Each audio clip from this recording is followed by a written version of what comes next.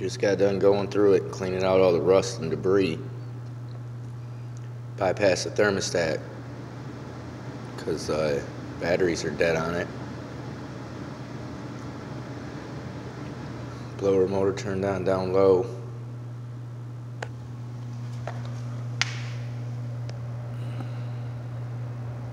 This is its second run. I don't have the gas onto it, but everything seems to be working properly. The igniter, the inducer motor, squeaky.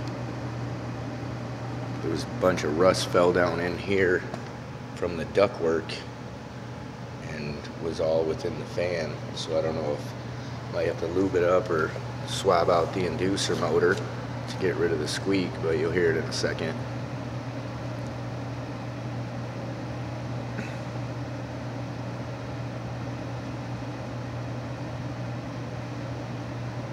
Then I got to pipe in some new ductwork. It was all rusted out. Water must have got in it.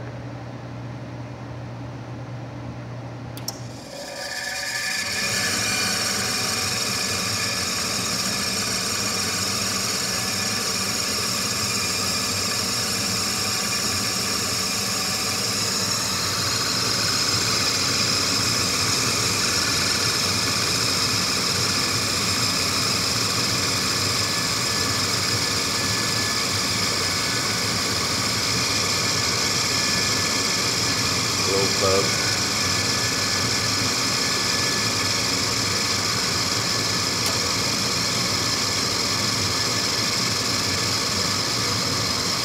Like I said, the gas ain't on, but it should fire.